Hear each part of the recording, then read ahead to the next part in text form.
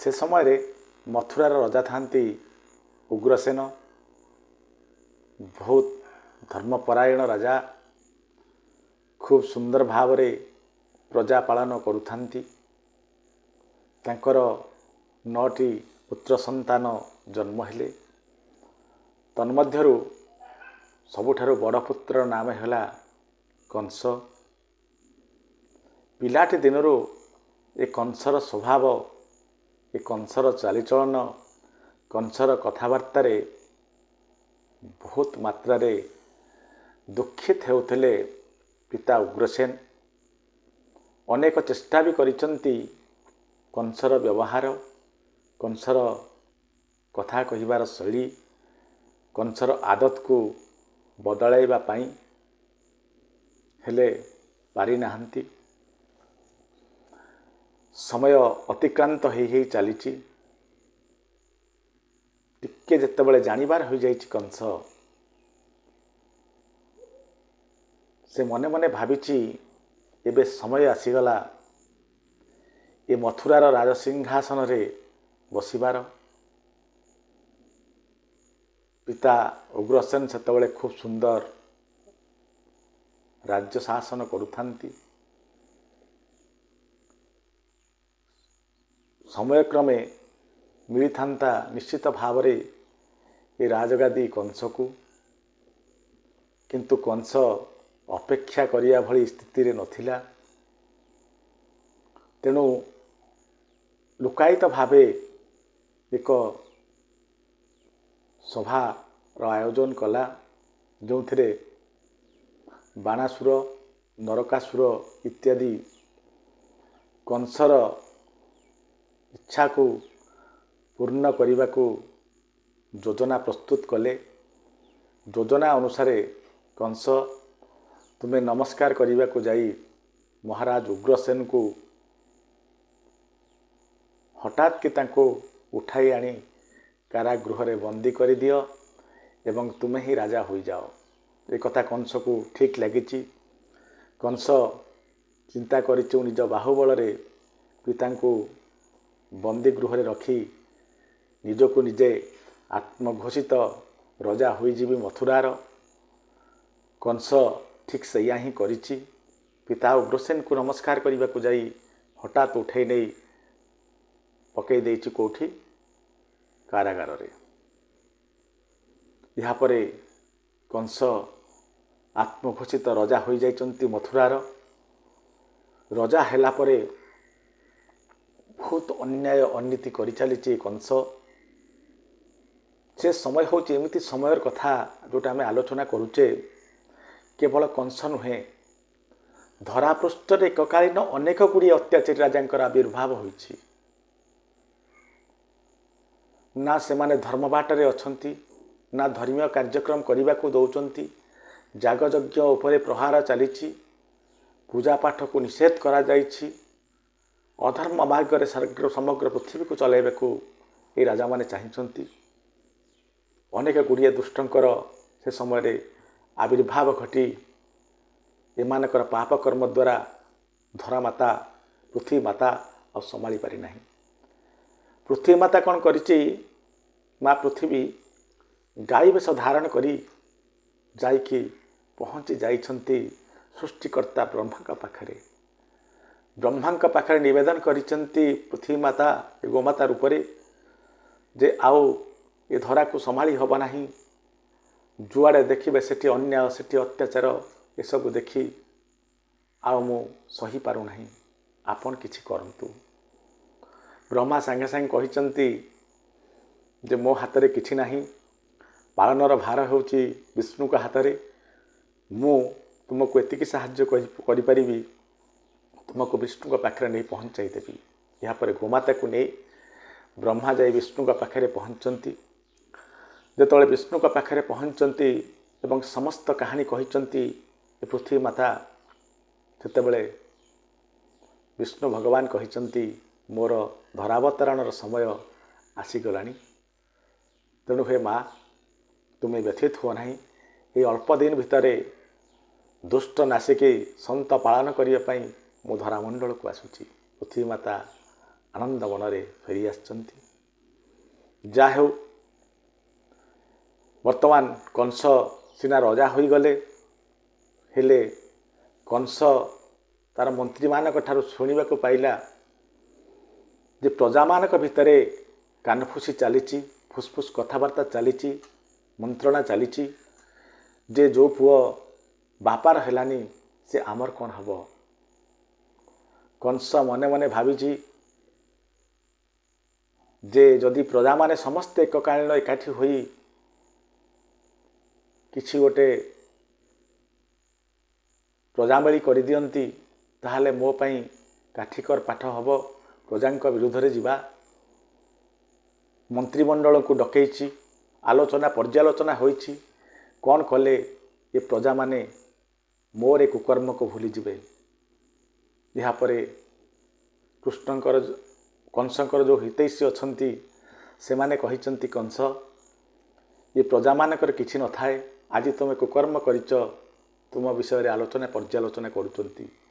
4-6ଟି ଭଲ କାମ କରିଦିଅ, ଯାହାଦ୍ୱାରା କି ଏ ପ୍ରଜାମାନେ ତୁମର ଏ କୁକର୍ମକୁ ଭୁଲି ତୁମର ସୁକର୍ମର ମାଳା ଜପିବେ। କଂସ ଚିନ୍ତା କରିଛି କି ସ୍ୱକର୍ମ କରିବି ମୁଁ। ହଠାତ୍ ମୁଣ୍ଡରେ ପଶିଛି ଭଉଣୀ ଦେବକୀଙ୍କ କଥା। ଦେବକୀଙ୍କୁ ବହୁତ ଭଲ ପାଏ କୃଷ୍ଣ, ଭଲ ପାଏ କଂସ। କଂସ ଏ ଦେବକୀ ହେଉଛନ୍ତି ଦେବକଙ୍କର କନ୍ୟା, କଂସର ଦାଦା ଝିଅ ଭଉଣୀ। ଦାଦା ଝିଅ ଭଉଣୀ ହେଲେ ମଧ୍ୟ କଂସ ବହୁତ ଭଲ ପାଏ ଦେବକୀଙ୍କୁ। ଚିନ୍ତା କରିଛି ଯଦି ଏ ସମୟରେ ମୋ ଭଉଣୀ ଦେବକୀର ବିବାହର ଖୁବ୍ ସୁନ୍ଦର ଭାବରେ କରେ, ଏମିତି ବିବାହ କରିବି ଯେମିତି କେହି ଆଗରୁ ଦେଖିନଥିବେ, ସେଭଳି ଯଦି ମୁଁ ଜାକଜମକରେ ମୋ ଭଉଣୀର ବିବାହ କରେ, ଏ ପ୍ରଜାମାନଙ୍କ ମନ ଭିତରେ ମୋ ପ୍ରତି ଯେଉଁ ଖରାପ ମନୋଭାବ ରହିଛି ସେ ମନୋଭାବ ନିଶ୍ଚିତ ପରିବର୍ତ୍ତନ ହୋଇଯିବ। ଏ କଥା ଚିନ୍ତା କରି କଂସ କ'ଣ କରିଛି, ଦେବକୀର ବିବାହର ନିଜର ମିତ୍ର ବସୁଦେବଙ୍କ ସହିତ ସ୍ଥିର କରିଛି। ଏ ବସୁଦେବ କିଏ କହିଲେ? ଏ ବସୁଦେବ ହେଉଛନ୍ତି କୁନ୍ତୀଙ୍କର ଭାଇ ଏବଂ ସୁରସେନଙ୍କର ପୁତ୍ର। ବିବାହର ସ୍ଥିର ହୋଇଛି, ଖୁବ୍ ସୁନ୍ଦର ଭାବରେ ସଜେଇଛି ମଥୁରା ନଗରୀକୁ। ନବବଧୂ ବେଶରେ ସଜିଯାଇଛି କିଏ? ଏ ମଥୁରା ନଗରୀ। ବିବାହର ଦିନ ଆସିଯାଇଛି। ଖୁବ୍ ଧୁମଧାମରେ ଦାନ ଧର୍ମ ଦେଇ ସମସ୍ତଙ୍କୁ ଆପ୍ୟାୟିତ କରି କଂସ ଭଉଣୀ ଦେବକୀଙ୍କର ବିବାହଘରକୁ ସମ୍ପନ୍ନ କରିଦେଇଛି। ଏହାପରେ ଆସିଯାଇଛି ଭଉଣୀର ବିଦାୟ ସମୟ। ଆଜି ପ୍ରାଣଠାରୁ ଅଧିକ ଭଲ ପାଉଥିବା ଦେବକୀଙ୍କର ବିଦାୟର ବେଳା। ରଥରେ ବସିଛନ୍ତି ଉଭୟ ଦେବକୀ ଓ ବସୁଦେବ। ରଥ ଚଳାଇବାକୁ ସାରଥି ଆସି ବସିଯାଇଛନ୍ତି। କଂସ ଚିନ୍ତା କରିଛି ଏଇଠି ଗୋଟେ ସୁନ୍ଦର ବାଣ ମୁଁ ମାରିବି। କଂସ କ'ଣ କରିଛି, କହିଛି ସାରଥି ତୁମେ ଓହ୍ଲାଇ ଯାଅ, ମୋ ଭଉଣୀକୁ ମୁଁ ନିଜେ ନେବି ଛାଡ଼ିବାକୁ। ଏମିତି କହିଛି ତ ଖୁବ୍ ଜୋରେ ଚିତ୍କାର କରି କାନ୍ଦିବାକୁ ଲାଗିଛି। ବହୁତ କାନ୍ଦିଛି କଂସ ଏବଂ ରଥ ବାହିବା ଆରମ୍ଭ କରିଛି। କଂସର ଉଦ୍ଦେଶ୍ୟ ଯେ ମୁଁ ଏତେ କାନ୍ଦେ, ରଜା ହେଇ ମଧ୍ୟ ରଥ ବାହିକି ନେବି, ଯାହାଦ୍ୱାରା କି ପ୍ରଜାମାନେ ଭାବିବେ କଂସ ଉପରକୁ ଦେଖିବାକୁ ଯାହା ଭିତରେ ସେଇଆ ନୁହଁ। ଉପରେ ନଡ଼ିଆ ଭଳି କଠିନ, ହେଲେ ଭିତର ତାର ପାଣି ପାଣି। ତେଣୁ କଂସର ଏଭଳି ଚିନ୍ତାଧାରା ଉପରେ ଦେବଗଣମାନେ ଜାଣିସାରିଛନ୍ତି।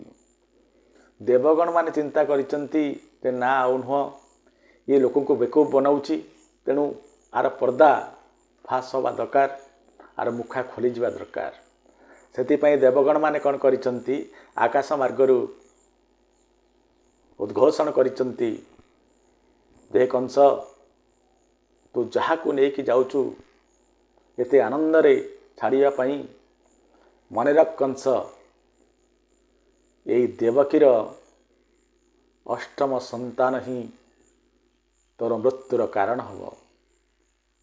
ଯେତେବେଳେ କଂସ ଏ କଥା ଶୁଣିଛି ମନେ ମନେ ଚିନ୍ତା କରିଛି ମୂଳ ମାଇଲେ ଜୀବ ସରି ଦେବଙ୍କ ସଙ୍ଗେ କିମ୍ପା କଳି ରିକ୍ସ ନେବାର ନାହିଁ। ମାରିଦେବି ଆଜି ଦେବକୀକୁ।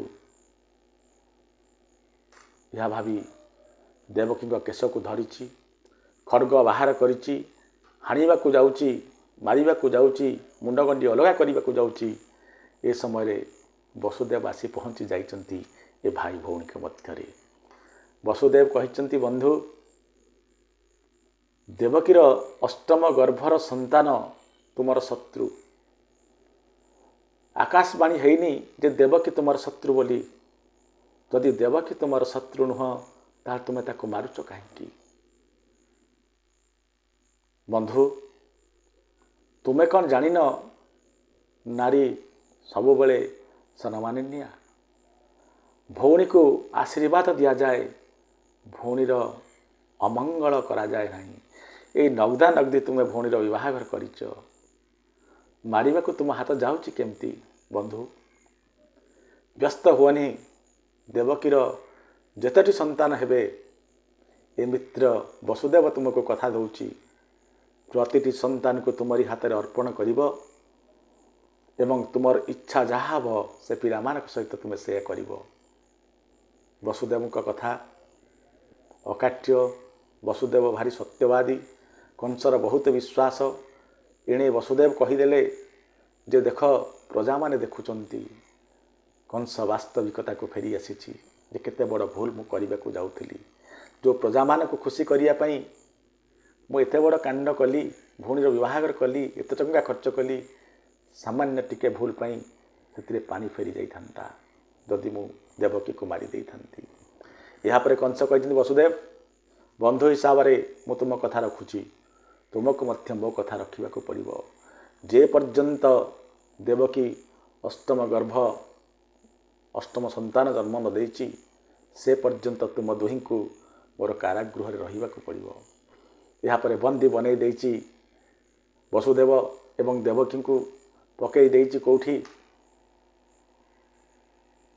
ବନ୍ଦୀଶାଳାରେ। ଏଣେ ସମୟ ଗଡ଼ି ଚାଲିଛି। କିଛି ଦିନ ପରେ, ବିବାହଘରର କିଛି ମାସ ପରେ ବା ବର୍ଷେ ପରେ, କିଛି ବର୍ଷ ପରେ କ'ଣ ହେଇଛି? ଦେବକୀଙ୍କ ପ୍ରଥମ ଗର୍ଭ ଉତ୍ପନ୍ନ ହେଇଛି।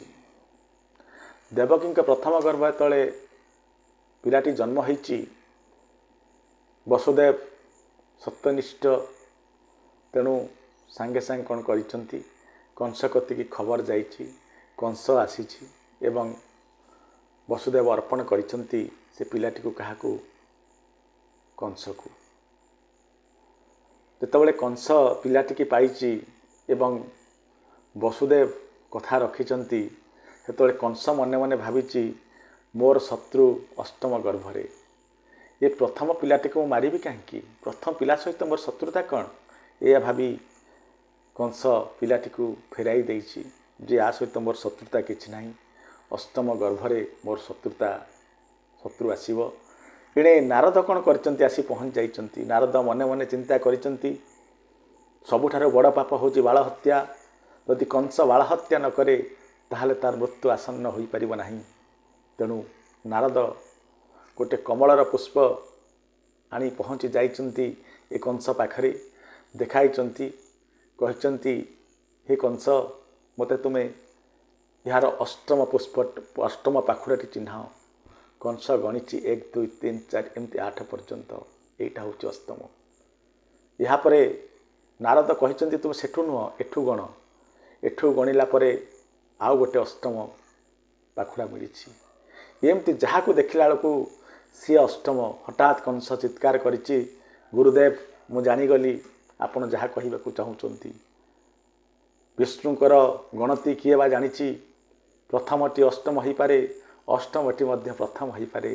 ତେଣୁ ଏ ପିଲାକୁ ଛାଡ଼ି ମୁଁ ଯେଉଁ ଭୁଲ କରୁଥିଲି ସେ ଭୁଲ ମୁଁ କରିବାକୁ ଯିବି ନାହିଁ। ଏହାପରେ ପିଲାକୁ ପୁଣି ଅଣାଯାଇଛି, ମାରିଛି କଂସ ତଳେ ପଚାଡ଼ି। ଏମିତି ଦେବକୀଙ୍କର 1 2 3 4 5 6 ଷଷ୍ଠ ପିଲା ପର୍ଯ୍ୟନ୍ତ ମାରି ସାରିଛି କିଏ? କଂସ। ଏବେ ଦେବକୀଙ୍କର ସପ୍ତମ ଗର୍ଭ ଉପନୀତ ହୋଇଛି। ପ୍ରଭୁ ସପ୍ତମ ଗର୍ଭକୁ କ'ଣ କରିଛନ୍ତି ନା ପ୍ରଭୁ ଚିନ୍ତା କରିଛନ୍ତି ଯେ ମୁଁ ତ ଯିବି, କଥା ଦେଇଥିଲି ଲକ୍ଷ୍ମଣକୁ, ସେ ମୋର ବଡ଼ ଭାଇ ହେଇ ଜନ୍ମ ହେବେ, ମୁଁ ତାଙ୍କର ସେବା କରିବି। କେଉଁ ଯୁଗରେ? ତ୍ରେତୟା ଯୁଗରେ। ତେଣୁ ଲକ୍ଷ୍ମଣକୁ ତ ଆସିବାକୁ ପଡ଼ିବ, ଶେଷନାଗକୁ ତ ଆସିବାକୁ ପଡ଼ିବ। ସେଇଥିପାଇଁ କ'ଣ କରିଛନ୍ତି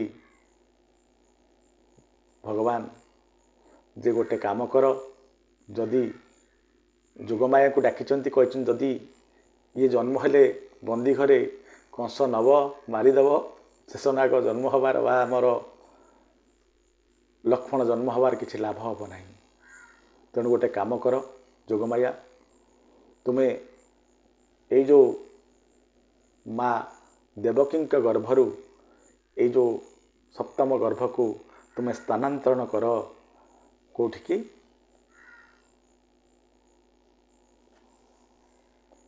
ମାଙ୍କ ଗର୍ଭକୁ, ରୋହିଣୀଙ୍କ ଗର୍ଭକୁ ନେଇଯାଅ, ସ୍ଥାପିତ କର। ଏବଂ ତୁମେ ଗୋଟେ କାମ କର, ଅଷ୍ଟମ ଗର୍ଭରେ ତୁମେ ରୋହିଣୀଙ୍କ ଗର୍ଭରେ ନିଜକୁ ଅବସ୍ଥାପିତ କର। ତୁମେ ରୋହିଣୀଙ୍କ ଗର୍ଭରୁ ଯେତେବେଳେ ଜନ୍ମ ହେବ, ତୁମକୁ ଅଣାଯିବ କେଉଁଠିକି? କଂସ ପାଖକୁ। ଏବଂ ସେତେବେଳେ ମୋର ବି ଜନ୍ମ ହୋଇସାରିଥିବ, ମୁଁ ଯିବି ସେଠିକି, ତୁମେ ଆସିବ ଏଠିକି। ଏବଂ କଂସ ଯେତେବେଳେ ତୁମକୁ କଚାଡ଼ି ମାରିବାକୁ ଚାହିଁବ, ତୁମେ ଉପରକୁ ଉଠିଯିବ। ସେହି ଦିନଠୁ ତୁମେ ଅଷ୍ଟଭୁଜା ନାମରେ ପରିଚିତ ହେବ। ବିଭିନ୍ନ ଆଡ଼େ ବିଭିନ୍ନ ପ୍ରକାର ପୂଜା ପାଇବ ତୁମେ। ଯୋଗମାୟା ହଁ ଭରିଛନ୍ତି। ଏ ସପ୍ତମ ଗର୍ଭକୁ ସ୍ଥାନାନ୍ତରିତ କରାଯାଇଛି ରୋହିଣୀଙ୍କ ଗର୍ଭକୁ। ରୋହିଣୀଙ୍କ ଗର୍ଭରୁ ବଳରାମ ଜନ୍ମ ହୋଇଛନ୍ତି ସପ୍ତମ ଗର୍ଭରେ। ରୋହିଣୀ କିଏ? ବସୁଦେବଙ୍କର ଆଉ ଜଣେ ପତ୍ନୀ। ଯାହା ହେଉ, ବର୍ତ୍ତମାନ ତ ବଳରାମ ଜନ୍ମ ହୋଇସାରିଲେ। ଏବେ ଅଷ୍ଟମ ଗର୍ଭର ପାଳି। ଗର୍ଭବତୀ ହେଲେ ଦେବକୀ। ପ୍ରଥମ ମାସ ଗଲା, ଦ୍ୱିତୀୟ ମାସ ଗଲା, ଏମିତି ଯାଇ ଯାଇ ଶ୍ରାବଣ ମାସ ଆସିଲା। ମୋଟା ମୋଟା ଜଳାଧାର ବର୍ଷୁଛି। ମୟୂରମାନେ ମନ ଭରି ନାଚୁଛନ୍ତି, ଆସୁଛନ୍ତି ପ୍ରଭୁ, ଆସୁଛନ୍ତି ପ୍ରଭୁ, ଆସୁଛନ୍ତି ପ୍ରଭୁ। ସମସ୍ତେ ପ୍ରସନ୍ନ ଅଛନ୍ତି। ଗୋମାତାମାନେ ରଡ଼ି କରି ଭଗବାନ ଠାକୁରଙ୍କୁ ପ୍ରଭୁ ଶୀଘ୍ରାତି ଶୀଘ୍ର ଆସନ୍ତୁ, ଶୀଘ୍ରାତି ଶୀଘ୍ର ଆସନ୍ତୁ, ଶୀଘ୍ରାତି ଶୀଘ୍ର ଆସନ୍ତୁ ବୋଲି ଉପରକୁ ଅନେଇ ଚିତ୍କାର କରୁଛନ୍ତି, ବୋବାଉଛନ୍ତି। ଗାଈମାନେ ଖୋସ୍, ଆମକୁ ଚରାଇଲା ବାଲା, ଆମକୁ ଦିଗ୍ଦର୍ଶନ ଦେଲା ବାଲା ଆସୁଛି। କୃଷ୍ଣପକ୍ଷ ମଧ୍ୟରାତ୍ରି ରୋହିଣୀ ନକ୍ଷତ୍ରରେ ମଥୁରାରେ କଂସର ବନ୍ଦୀ ଗୃହରେ ଛୋଟ ସୁନ୍ଦର ଶ୍ରୀକୃଷ୍ଣ ଜନ୍ମ ନେଲେ। ଏହାପରେ ଭଗବାନ ଚତୁର୍ଭୁଜ ନାରାୟଣ ଦର୍ଶନ ଦେଇ ଦେବକୀ ବସୁଦେବଙ୍କୁ କହିଲେ, ଡେରି କରନି, ତୁମମାନଙ୍କୁ କଥା ଦେଇଥିଲି ବୋଲି ମୁଁ ଜନ୍ମ ହେଲି କେଉଁଠି? ତୁମମାନଙ୍କ କୋଳରେ। ଏଠିକାର ମାହୋଲ ଭଲ ନାହିଁ। ଶୀଘ୍ରାତି ଶୀଘ୍ର ମୋତେ ଗୋକୁଳ ନେଇ ଚାଲ। ନନ୍ଦବାବାଙ୍କ ଘରେ ଜଣେ ଗୋଟେ କନ୍ୟା ଜନ୍ମ ହୋଇଥିବ, ସେ କନ୍ୟାକୁ ଆଣି ଏଠି ରଖ। କୃଷ୍ଣଚନ୍ଦ୍ର ସେତେବେଳେ କାନ୍ଦି ନାହାନ୍ତି। ପ୍ରଭୁ ବହୁତ ଚାଲାକ। ପ୍ରଭୁ ରାମ ଯେତେବେଳେ ଜନ୍ମ ହୋଇଥିଲେ, ଖୁବ୍ ଜୋରେ ଚିତ୍କାର କରି କରି ବୁକୁ ଫଟାଇ ଫଟାଇ କାନ୍ଦିଥିଲେ। କାରଣ ଜାଣିଲେ ସିନା ଉତ୍ସବ ମନେଇବେ ଅଯୋଧ୍ୟାବାସୀ, କିନ୍ତୁ ଏଠିକାର ମାହୋଲ ଅଲଗା। ଏଠି ଯଦି ପ୍ରଭୁ କାନ୍ଦିଦେବେ ନା, ସାଙ୍ଗେ ସାଙ୍ଗେ ମାମୁଁ କ'ଣ କରିବେ? ଠେଙ୍ଗା, ବାଡ଼ି, ଛୁରୀ ଇତ୍ୟାଦି ଧରି ଆସି ପହଞ୍ଚିଯିବେ। ଜୀବନ ବିପନ୍ନ ହୋଇଯିବ। ସେଇଥିପାଇଁ ମୋ ପ୍ରଭୁ ଆଜି ଜମା କାନ୍ଦି ନାହାନ୍ତି, ନୀରବି ଯାଇଛନ୍ତି। ପ୍ରଭୁ ଶୋଇ ରହିଛନ୍ତି, ସୁନ୍ଦର ବାଳକ। ନନ୍ଦବାବା ସ୍ତ୍ରୀ ଯଶୋଦାଙ୍କ ପ୍ରଭୁ କହିଛନ୍ତି, ନନ୍ଦବାବାଙ୍କ ସ୍ତ୍ରୀ ଯଶୋଦା ମା ଶୋଇଥିବେ, ତାଙ୍କ ପାଖରେ ଗୋଟେ କନ୍ୟା ଥିବ, ସେ କନ୍ୟାକୁ ଆଣିବେ, ମୋତେ ଛାଡ଼ି ଦେଇ ଆସିବେ। ଏଇ ପ୍ରଭୁ ଯେତେବେଳେ କହିଛନ୍ତି, ଚିନ୍ତା କରୁଛନ୍ତି ବସୁଦେବ, ହାତରେ ବେଡ଼ି ଗୋଡ଼ରେ ବେଡ଼ି ପ୍ରଭୁ କହୁଛନ୍ତି ମୋତେ ନେଇ ଚାଲ ନେବି କେମିତି। ଯେମିତି ଭାବିଛନ୍ତି ଏତିକି ସାଙ୍ଗେ ସାଙ୍ଗେ ଖୋଲି ଯାଇଛି ସବୁ ଶୃଙ୍ଖଳି ସାଙ୍ଗେ ସାଙ୍ଗେ ଗୋଟେ ଟୋକେଇରେ ନେଇ ଶ୍ରୀକୃଷ୍ଣଙ୍କୁ ଥୋଇ ଟୋକେଇ ମୁଣ୍ଡେଇ ବାହାରୁଛନ୍ତି। ଭାବୁଛନ୍ତି ଦ୍ୱାରପାଳମାନେ ଦ୍ୱାର ତ ବନ୍ଦ, ଦ୍ୱାରପାଳମାନେ ଚେଇଁଥିବେ ଯିବି କେମିତି। ପ୍ରଭୁଙ୍କ ଲୀଳା ସାଙ୍ଗେ ସାଙ୍ଗେ ସବୁ ଖୋଲି ଯାଇଛି। ଚାଲିଛନ୍ତି ଯେଉଁ ଦ୍ୱାରପାଳମାନେ ଶୋଇପଡ଼ିଛନ୍ତି, ରକ୍ଷକମାନେ ଶୋଇପଡ଼ିଛନ୍ତି। ପ୍ରଭୁ ଗୋଟେ ଟୋକେଇରେ ପ୍ରଭୁଙ୍କୁ ଗୋଟେ ଟୋକେଇରେ ରଖି ମୁଣ୍ଡାଇ ଚାଲିଛନ୍ତି। କିଏ ବସୁଦେବ, ସିଆଡ଼ୁ ଉଗ୍ରସେନ ଆସୁଛନ୍ତି। ଉଗ୍ରସେନକୁ ସେତେବେଳକୁ ମୁକ୍ତ କରିଦେଇଛି କିଏ, କଂସ। ସେ ଜଗୁଛନ୍ତି, ଜଗୁଆଳି ସାଜୁଛନ୍ତି। ଉଗ୍ରସେନ ସେଥିପାଇଁ ବସୁଦେବ ଏହାପରେ ପ୍ରଭୁ ଉଗ୍ରସେନକୁ ଦର୍ଶନ ଦେବାକୁ ବାଧ୍ୟ ହୋଇଛନ୍ତି, ଯେମିତି ସମୟ ବିଳମ୍ବ ନ ହୁଏ। ଉଗ୍ରସେନ ସେଥିପାଇଁ ସବୁ ବୁଝି ପ୍ରଭୁଙ୍କ ଲୀଳା ଜାଣି ନମସ୍କାର କରିଛନ୍ତି ଏବଂ ଉଗ୍ରସେନ ଜାଣିଛନ୍ତି ପ୍ରଭୁ ପ୍ରକଟ ହୋଇଗଲେ ବୋଲି। ଏଇଥିପାଇଁ ଆମର ଗୋଟେ କଥା ଅଛି, ଏଣୁ ଆସୁଥିଲେ ବାପ ପୁଅ ସେଣୁ ଆସୁଥିଲେ ଏକା, ବାପ ଯାହାକୁ ନମସ୍କାର ତାକୁ ପୁଅ ଗୋଡ଼ ତଳେ ପକା। ଅର୍ଥାତ୍ ଏଣୁ ଆସୁଥିଲେ ବାପ ପୁଅ, ଏଣୁ ଆସୁଥିଲେ କିଏ, ବସୁଦେବ କୃଷ୍ଣ। ତେଣୁ ଆସୁଥିଲେ ଏକା ଅର୍ଥ ଉଗ୍ରସେନ। ବାପ ଯାହାକୁ ନମସ୍କାର, ବାପ ଅର୍ଥ କୃଷ୍ଣଙ୍କର ବାପା ହେଲେ ବସୁଦେବ। ବସୁଦେବ ଯାହାକୁ ନମସ୍କାର କଲେ ସେ ହେଉଛନ୍ତି ଉଗ୍ରସେନ। ଯାହାକୁ ନମସ୍କାର କଲେ ସିଏ କ'ଣ କଲେ, ପୁଅ ଗୋଡ଼ ତଳେ ପକା। ସେ କାହା ଗୋଡ଼ ତଳେ ପଡ଼ିଲେ, କୃଷ୍ଣଙ୍କ ଗୋଡ଼ ତଳେ। ଖୁବ୍ ସୁନ୍ଦର ପ୍ରସଙ୍ଗ। ଏ ବର୍ଷାରେ ଯେତେବେଳେ ବର୍ଷା ହେବା ଆରମ୍ଭ କଲା, ଧରିତ୍ରୀ ବର୍ଷା ଭାବିଲା ଆପଣ କଳା ପ୍ରଭୁ ମୁଁ ବି କଳା, ଆପଣ ଆସିଛନ୍ତି ମୁଁ ବି ଆସିଛି। ପୁଷ୍ପଂ ଫଳଂ ପୁଷ୍ପଂ ପତ୍ରଂ ପୁଷ୍ପଂ ଫଳଂ ତୟ। ମୁଁ ସିନା ପତ୍ର ନାହିଁ, ମୋ ପାଖରେ ଫଳ ନାହିଁ, ମୋ ପାଖରେ ପୁଷ୍ପ ନାହିଁ, ତୋୟ ଅଛି। ଅର୍ଥାତ୍ ମୁଁ ହେଉଛି ବର୍ଷା ବରଷେଇ ପାରିବି। ବର୍ଷା ବର୍ଷିଛି ପ୍ରଭୁଙ୍କ ଉପରେ। ଶେଷନାଗ ଦେଖିଛନ୍ତି ପ୍ରଭୁ ମୋର ତିନ୍ତି ଯାଉଛନ୍ତି। ଶେଷନାଗ ମଧ୍ୟ ଫଣା ଟେକି ଠିଆ ହୋଇଛନ୍ତି। ଛତ୍ର ପରି ପ୍ରଭୁଙ୍କୁ ସୁରକ୍ଷା ଦେଇଛନ୍ତି। ଆଗେଇ ଚାଲିଛନ୍ତି ବସୁଦେବ। ଆଉ ଗୋଟେ କଥା, ବର୍ଷାର କାରଣ ହେଉଛି ଯେତେବେଳେ ଯିବେ ନନ୍ଦଗାଁକୁ, ଗୋପପୁରର ବାସିନ୍ଦା ସମସ୍ତେ ପ୍ରାୟ ରାସ୍ତାରେ ଶୁଅନ୍ତି, ଖଟିଆ ପକାଇ ଶୁଅନ୍ତି। ଗାଁ ଗହଳିରେ ଏଟା ଘଟେ। ଯଦି ସେମାନେ ଯିବେ, ବସୁଦେବ ଧରିକି ଯାଉଥିବେ କୃଷ୍ଣଚନ୍ଦ୍ରଙ୍କୁ, ନିଶ୍ଚିତ ଭାବରେ ନଜର ପଡ଼ିବ, କଥା ପ୍ରଘଟ ହୋଇଯିବ। ସେଇଥିପାଇଁ ବର୍ଷା ମଧ୍ୟ ହୋଇଥିଲା। ଏଇଥିପାଇଁ ଯେ ବାହାରେ ଯେଉଁ ଲୋକମାନେ ଶୋଇଛନ୍ତି ସେମାନେ ଖଟିଆ ନେଇ ଭିତରକୁ ଚାଲିଗଲେ, ଭିତରେ ଶୋଇଲେ, ପ୍ରଭୁଙ୍କୁ ଯିବା ସୁଗମ ହେଲା। ଏଇ ହେଉଛି ପ୍ରଭୁଙ୍କ ଲୀଳା। ଯାହା ହେଉ ଯମୁନା ଜଳରେ ପାଖରେ ପହଞ୍ଚି ଯାଇଛନ୍ତି ବସୁଦେବ। ରାଣୀ ଯମୁନା ରାଣୀ ଚିନ୍ତା କରୁଛନ୍ତି, ଆହା ମୋ ପ୍ରଭୁ ଆସିଗଲେ, ମୁଁ ନିଶ୍ଚିତ ଭାବରେ ତାଙ୍କ ଚରଣ ସ୍ପର୍ଶ କରିବି। ପଶି ଯାଇଛନ୍ତି ଯମୁନାରେ କିଏ, ବସୁଦେବ। ଯମୁନା ନଦୀ ଉଛୁଳି ଚାଲିଛି। ଯମୁନାର ଲକ୍ଷ୍ୟ ଯାହା ବି ହେଉ ମୁଁ ପ୍ରଭୁଙ୍କର ପାଦ ଛୁଇଁବି। ସେତେବେଳକୁ କୃଷ୍ଣଙ୍କୁ ବସୁଦେବଙ୍କୁ ଏତିକି ପାଣି ଯମୁନାରେ। ଚିନ୍ତା କରୁଛନ୍ତି ବସୁଦେବ, ଆଉ ଗୋଟିଏ ପାଦ ଯଦି ମୁଁ ଆଗକୁ ପକାଇବି ହୁଏତ ବୁଡ଼ି ଯାଇପାରେ। ମୁଁ ମଲେ ମଲେ ଚିନ୍ତା ନାହିଁ, ମୋ ପ୍ରଭୁଙ୍କର ଅବସ୍ଥା କ'ଣ ହେବ। ତେଣୁ କହିଛନ୍ତି ତୋତେ ହିଁ ତୁ ହିଁ ରକ୍ଷା କର, ତୋତେ ହିଁ ତୁ ହିଁ ରକ୍ଷା କର, ମୁହିଁ ତହ ନିମିତ୍ତ ମାତର। ହେ ପ୍ରଭୁ ତୋତେ ତୁ ରକ୍ଷା କର, ମୋର ଯେଉଁ ନାହିଁ, ମୋର ସାମର୍ଥ୍ୟ ନାହିଁ, ମୁଁ ପାରୁନାହିଁ, ଆଗକୁ କ'ଣ ହେବ ମୁଁ ଜାଣିନାହିଁ, ହୁଏତ ମୁଁ ବୁଡ଼ି ଯାଇପାରେ। ତେଣୁ ହେ ପ୍ରଭୁ ମୋର ଯାହା ହେଇଯାଉଛି, ତୋତେ ତୁ ରକ୍ଷା କର। କହିଛନ୍ତି ଏହା କ୍ଷଣିକ ପାଇଁ ଯମୁନା ପାଣି ହଠାତ୍ ଆସିଛି। ପ୍ରଭୁ ଦେଖିଛନ୍ତି ରାଣୀ ଯମୁନା ମୋ ଗୋଡ଼ ସ୍ପର୍ଶ ନ କଲେ ଯିବେ ନାହିଁ। ପ୍ରଭୁ କ'ଣ କରିଛନ୍ତି, ଗୋଡ଼ ବଢ଼େଇ ଦେଇଛନ୍ତି।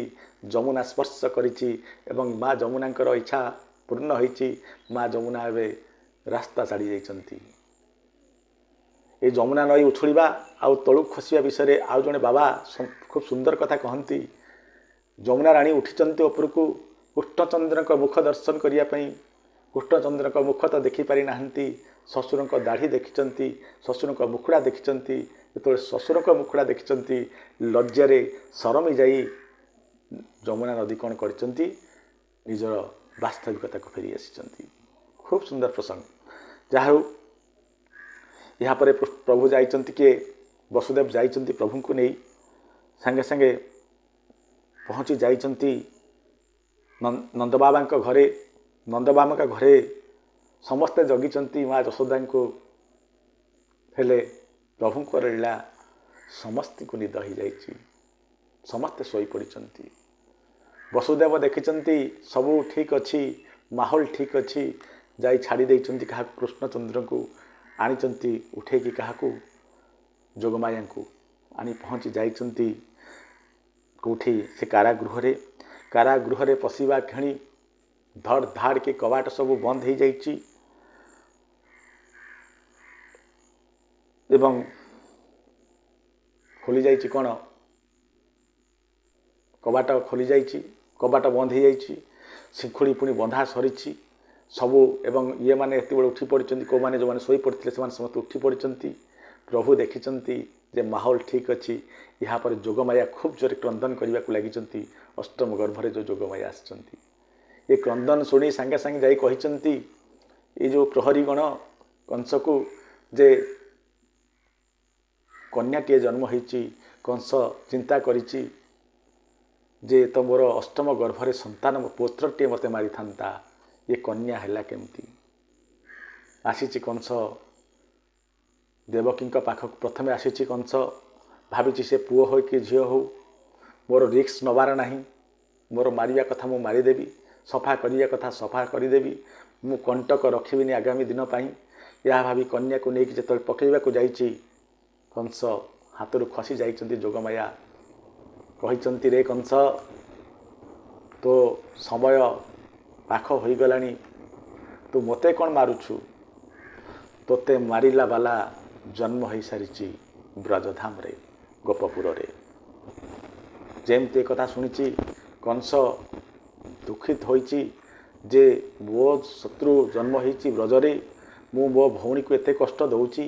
कंस आसीछि भौणीर गोड़ तले पड़ जाइछि पूरा देवकींकर जे भौणी मु विराट बड़ भूल करली कहा कथा शुणिबी कह देव कथा कहउचन्ति देवता माने मते कथा देइथिले जे मोर अष्टम गर्भरे पुत्र तोर अष्टम गर्भरे पुत्रटी मते मारिबो आज देवी कही गले मोर मते मारिला वाला जन्म हो सारी।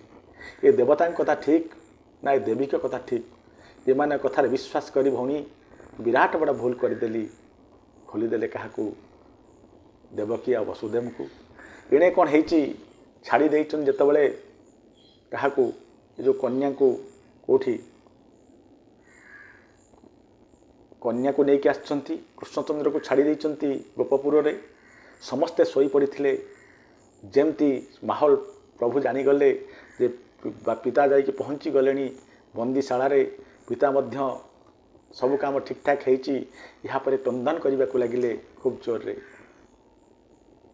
जेतोले क्रंदन शुणिचन्ति नंद बाबा भौणी आसीथिले भौणी को कथा अलगा से भौणीटी कौन करथिले जेतबेले यशोदा माँ आसथिले हाथ में गोटे कांध बेकर गोटे रत्नहार पिंधिथिले नणंद हेबे तो चिंता करुथिले एई जेतबेले बुआ हेबी पीसी हेबी सेतबेले तांका हाथ बेकरू ए रत्नहारटी मु मागी नेबी।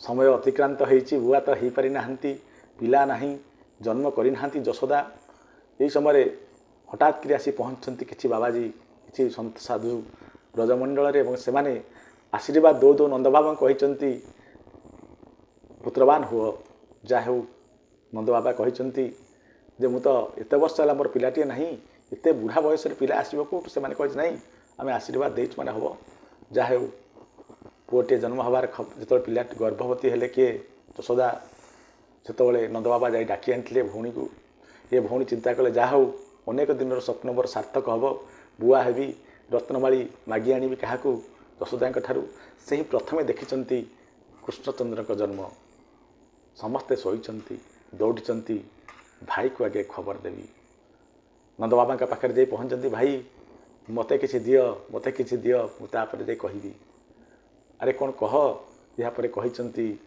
सुंदर लाला तुम गाई चरेला वाला तुमर प्राण प्रिय पुत्र जन्म हो सारी नंद बाबा आसी देखिछन्ति ଚାରିଆଡ଼େ କ୍ଷଣିକ ମଧ୍ୟରେ ପ୍ରଘଟ ହୋଇଯାଇଛି ଯେ ନନ୍ଦବାବାଙ୍କର ପୁଅଟିଏ ହେଇଛି। ଆନନ୍ଦ କହିଲେ ନ ସରେ। ବ୍ରଜମଣ୍ଡଳରେ ଗୋପପୁରରେ ସବୁଆଡ଼େ ଉତ୍ସବ ମୁଖର ସମସ୍ତେ ଆସିଛନ୍ତି। ଖୁବ୍ ସୁନ୍ଦର ଭାବରେ ଏଠି ଏ ମହୋତ୍ସବ ପାଳନ କରିବା ପାଇଁ ଏ ଯେଉଁ ଗୋପୀମାନେ ପୁଅ ଜନ୍ମ ହୋଇନାହିଁ ତା ଆଗରୁ ଘାଗଡ଼ାମାନ ତିଆରି ପ୍ରସ୍ତୁତ କରି ରଖିଛନ୍ତି ଯେ ଜନ୍ମ ହେଲା କ୍ଷଣି ଆମେ ଯେତେବେଳେ ବଧାଇ ଦେବାକୁ ଯିବୁ ଆକୁ ପିନ୍ଧିକି ଯିବୁ। ମାହୋଲ ବୁଝି ହେବ ନାହିଁ। ଏତେ ସୁନ୍ଦର ମାହୋଲ, ଏତେ ସୁନ୍ଦର ବାତାବରଣ ସେଠି ସୃଷ୍ଟି ହେଇଛି କହିଲେ ନ ସରେ। ନନ୍ଦବାବାଙ୍କର ଆନନ୍ଦ କିଏ ବା ଜାଣିପାରିବ। କେତେ ଆନନ୍ଦିତ ହେଇଥିବେ। ବୃଦ୍ଧ କାଳରେ ପୁଅଟିଏ ହେଉଛି। ଅନେଇ ଅନେଇ କେତେ ଯେ ସମୟ ବିତି ଯାଇଛି, ପିଲାଟିଏ ହେଇନି। ଏତେ ବର୍ଷ ପରେ ଆଜି ପିଲାଟିଏ ହେଇଛି। ଖୋଲି ଦେଇଛନ୍ତି ନିଜର ଯାହା ଥିଲା। ଯିଏ ପାରୁଛ ଯାହା ନେଇଯାଅ, ଯିଏ ଯାହା ମାଗିଛି ସମସ୍ତଙ୍କୁ ଦେଇଛନ୍ତି। ଗାଈ ହଜାର ହଜାର ଲକ୍ଷ ଲକ୍ଷ ଗାଈ ଦାନ କରି ଚାଲିଛନ୍ତି। ନନ୍ଦବାବା ଆଜି ବହୁତ ଖୁସି। କେବଳ ନନ୍ଦବାବା ନୁହେଁ, ସାରା ବ୍ରଜମଣ୍ଡଳ ଆଜି ଖୁସି। ଗୋପୀମାନଙ୍କର ଆନନ୍ଦ କହିଲେ ନ ସରେ। ସମସ୍ତେ ଆନନ୍ଦର ସହିତ, ଉତ୍ସାହର ସହିତ, ଆଗ୍ରହର ସହିତ, ଉଦ୍ଦୀପନାର ସହିତ ପ୍ରଭୁଙ୍କର ଜନ୍ମକୁ ମନେଇଛନ୍ତି। ଚାଲନ୍ତୁ ଆମେ ବି ଆଜିର ଏ ଜନ୍ମାଷ୍ଟମୀରେ ଉତ୍ସବ ମନାଇବା।